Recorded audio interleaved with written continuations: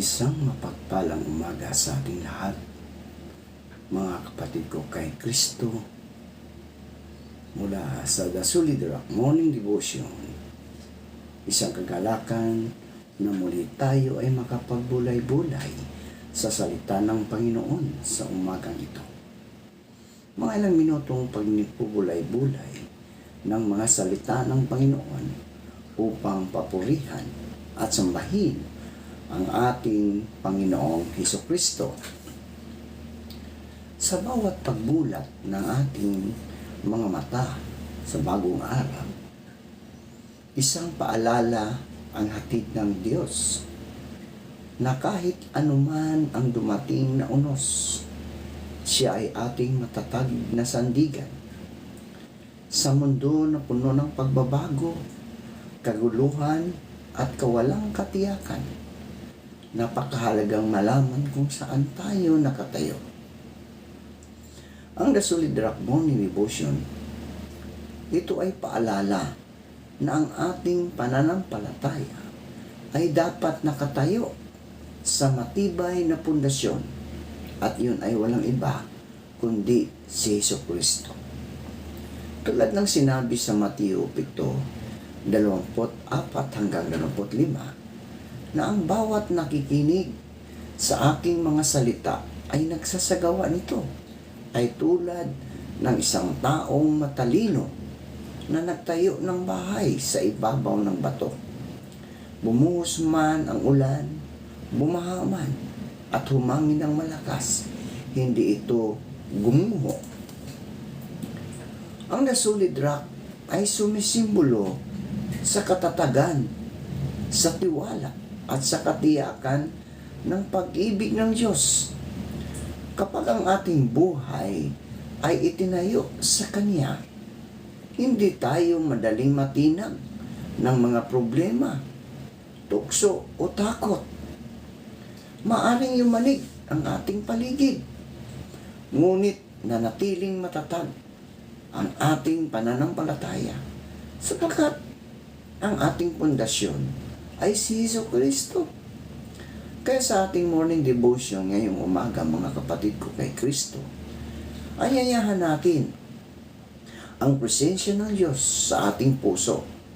Tayo ay magpasalamat sa Kanya na siyang ating matibay na bato, ang ating kanlungan, ang ating lakas, at ang ating pag-asa sa bawat araw ng ating buhay.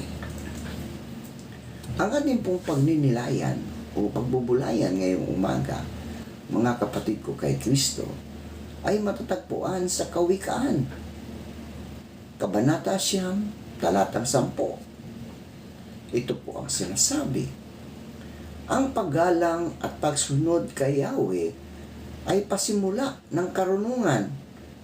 Ang pagkilala sa banal na Diyos ay may dulot na kaalaman. Pinagpala na po tayo sa pagkabasa at pagkarinig ng Kanyang mga salita. Saglit po tayong manalangin. Ama naming Diyos na makapangyarihan sa lahat, naririto po muli ang iyong mga anak sa isang magandang umaga na iyong ibinigay sa amin. Maraming salamat, O Diyos, sa isang gabing nagdaan sa aming mga buhay, na kami ay iyong iningatan sa aming pagtulog. Maraming salamat sa muli mong paggising sa amin, sa muli mong pagbibigay ng buhay, ng lakas at ng karunungan upang kami, O Diyos, ay patuloy na humarap sa hamon ng buhay. Maraming salamat, Panginoon, sa muli mong paggising sa amin. Ika nga, every gising is a blessing, Panginoon. Kaya maraming salamat sa unang biyaya na iyong ipinagkaloob sa bawat isa sa amin, ang pagising mo sa amin ngayong umaga, Panginoon. Lord, maraming salamat sa buhay at lakas na iyong ibinigay sa amin. At sa umagang ito, Panginoon, aming inilalapit sa inyo ang aming mga kapatid na nasa banig ng mga karamdaman. Patuloy mo po silang abutin at pagalingin, O Diyos, upang sila, O Diyos, ay manumbalik ang kanilang mga lakas na nawala dahil sa karamdaman, upang sila ay patuloy na makapaglingkod sa iyong kapwa o sa aming kapwa at sa iyo, Panginoon. Lord, wala pong imposible sa iyong kapangyarihan na anuman ang karamdamang dumapo sa aming mga katawan, ito iyong papagalingin, Panginoon. Kaya Lord, kami nagtitiwala na sa bawat isa na nasa banig ng karamdaman nakikinig ngayon, ibangon mo sila, O Diyos, pagalingin mo sa mga karamdamang kanilang naranasan. Amin ding inilalapit sa Diyos, sa iyo, Panginoon, ang mga kapatid namin na magsisipasok ngayong umaga sa kanilang mga trabaho. Sila po'y ingatan mo sa kanilang pagbabiyahe. Ilayo mo sila sa mga pagsubok sa kadaan. Proteksyonan mo sila, O Diyos. Huwag sila makarating ng maluwalhati sa kanilang pinapasukang trabaho, Panginoon. Amin ding inilalapit, O Diyos, ang aming mga kapatid na nagtatrabaho sa ibang bansa. Ang mga OFW. Ang mga OFW na kahit saang sulok ng mundo ay naroon ang mga kababayan namin upang maghanap buhay. Dalangin ko, Diyos, na sila po'y iyong ingatan, proteksyonan sa lahat ng uri ng mga pagsubok sa buhay. Bagkus sila po'y iyong ingatan, Panginoon. Ilayo sa mga pagsubok. Puspusin mo sila ng banal mong Espiritu, O Panginoon, upang sila, Panginoon, ay makapaghanap buhay ng maayos sa lugar kung saan sila naroon. Gayon din po, Panginoon, aming inilalapit sa inyo ang mga kapatid naming nagmamigrate na sa Canada, sa USA, sa New Zealand, at sa buong panig ng mundo. Na sila po ingatan mo. Gamitin mo din sila, Panginoon, bilang ilaw at asin sa kanilang mga lugar kung saan sila naroon, Panginoon. Amin din inilalapit sa iyo ang aming bansa, ang bansang Pilipinas. Lord, ikaw ang nakakaalam ang totoo. Kaya, Panginoon, dalangin ko na ikaw ang siyang maghari sa bansang Pilipinas upang magkaroon ng pagkakaisa ang bawat Pilipino, Panginoon. Lalong-lalo na ang aming mga leaders na makita nila ang mga nangyayari, Panginoon, sa aming bayan. Tulungan mo po kami, ang mga anak mo, Panginoon, na patuloy na umaasa sa aming bayan, sa aming bansa. Kaya Lord, sa iyo namin ito pinagkatiwala. Kaya alam namin na ikaw ang Diyos na mapagmahal. Ikaw ang Diyos na makabagin sa lahat. Sa lahat ng mga nangyayari, Panginoon. Ikaw ang maghawak o pumagitna, Panginoon, sa aming bansa upang ito'y magkaroon ng kapayapaan sa mga leader namin, Panginoon. Lord, salamat sa buhay na iyong pinagkaloob sa akin. Ikaw ang Diyos na patuloy kong sinasamba. Patuloy kong sinasampalatayanan.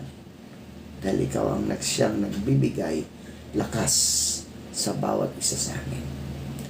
Ngayon din po, Panginoon, patuloy ko rin tinataas sa inyo ang mga kapatid naming nagtatrabaho sa mga barko, Panginoon, sa mga seaman, na sila, O Diyos, ay nagtatrabaho sa isang karagatan, Panginoon, na naroon sila. Ingatan mo sila, Panginoon, sa karagatan, Panginoon, na kanilang hanap buhay. Ilayo mo sila sa mga pagsubok sa buhay, sa mga tukso, sa mga problema Bagkus sila po'y aliwin mo kapag sila ay naroon sa panahon ng kalungkutan, Panginoon. Lord, salamat. At patuloy ko rin tinataas sa inyo, mga kapatid naming mangingisda. Patuloy mo pong ingatan sila sa laot ng karagatan ng Diyos. Naway marami silang mauhuling mga isda upang dala sa kanilang pamilya, Panginoon. Then po sa mga kapatid naming mga magsasaka, ikaw ang siyang patuloy na magbibigay sa kanilang proteksyon, kalakasan sa kanilang mga buhay, Panginoon. Lord, dalangin ko rin ang mga negosyante na patuloy silang gumawa ng kabutihan sa kapwa. Hindi sila manlalamang, Panginoon, sa kanilang mga paninda. Kaya Diyos, sa iyo namin ito ipinagkatiwala ang lahat. Maraming salamat po, Panginoon, sa pangalan ni Jesucristo na aming Diyos at tagapagligtas. Amen.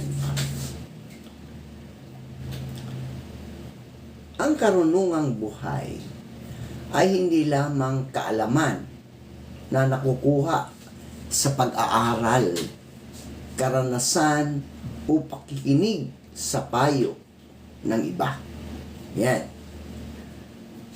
Ito ay isang malalim na kaloob ng Diyos, mga kapatid. Isang uri ng karunungan na humuhubog sa ating pag-iisip, nagpapabanal sa ating puso, at gumagabay sa ating mga pasya araw-araw. Ang karunungang ito ay hindi nasusukat sa dami ng alam, kundi sa paraan ng pamumuhay. Sa kasulatan, malinaw na ipinapaalala sa atin na ang takot sa Panginoon ay pasimula ng karunungan. Kawikaan 10:10.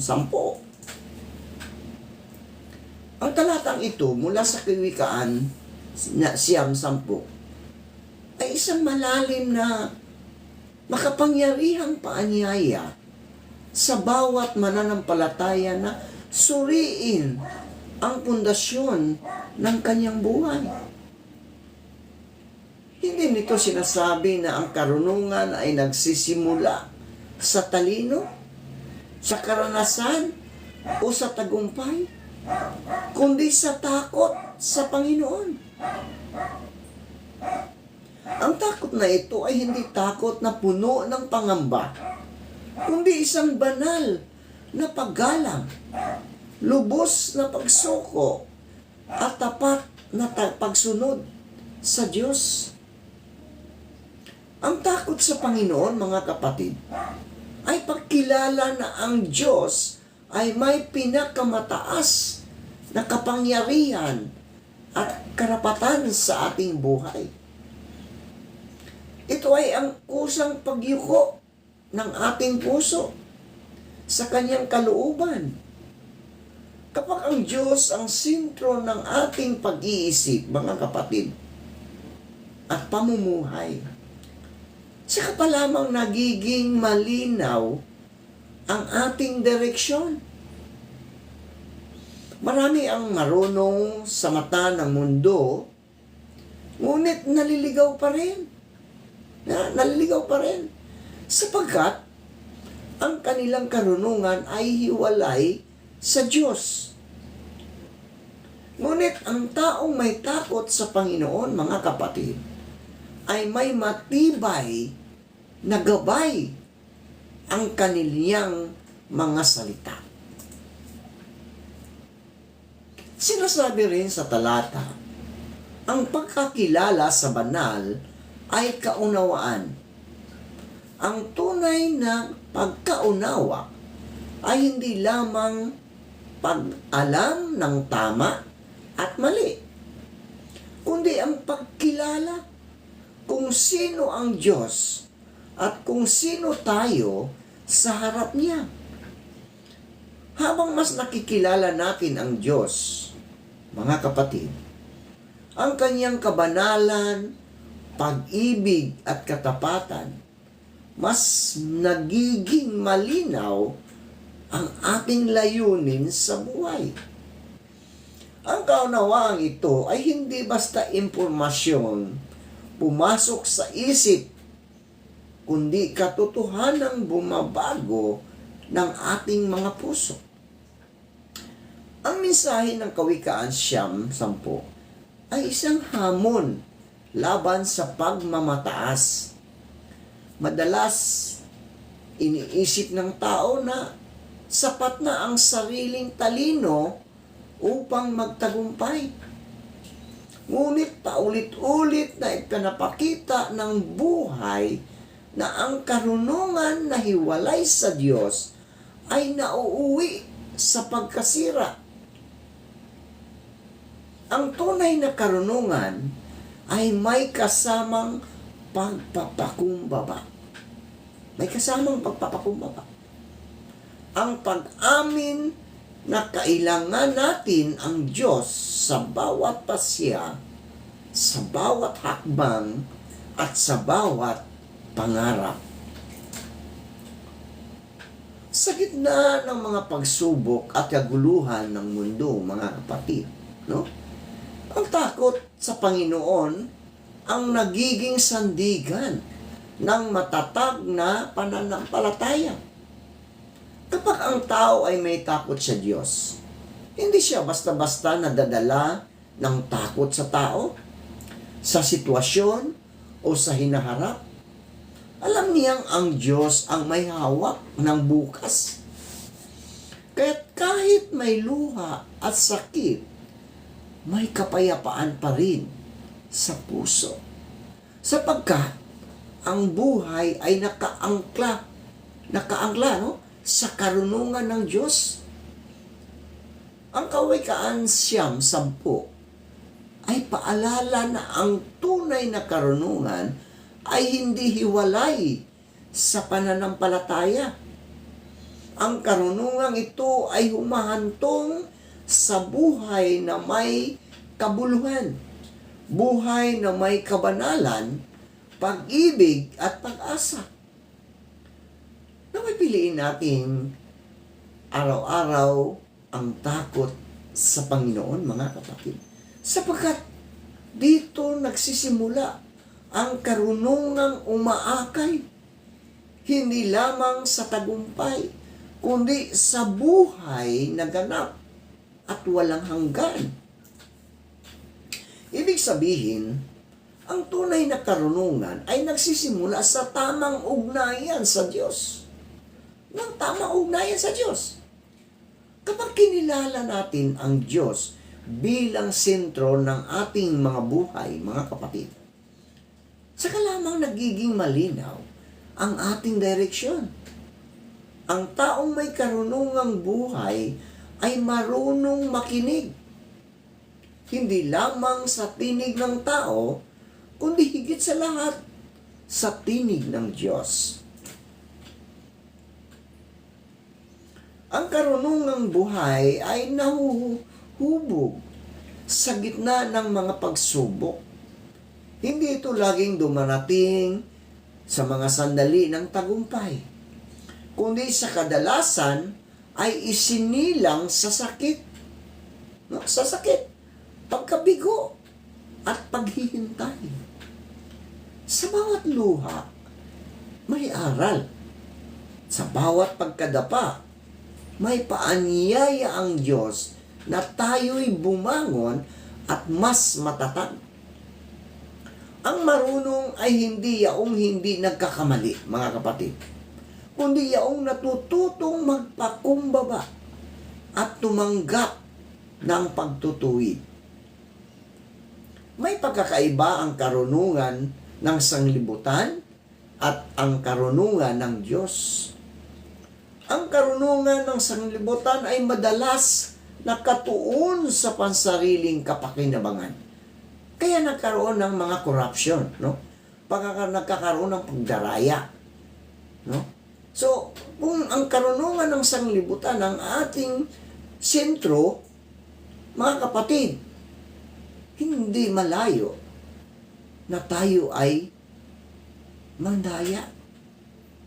magkaroon ng korupsyon, magkaroon ng tinatawag na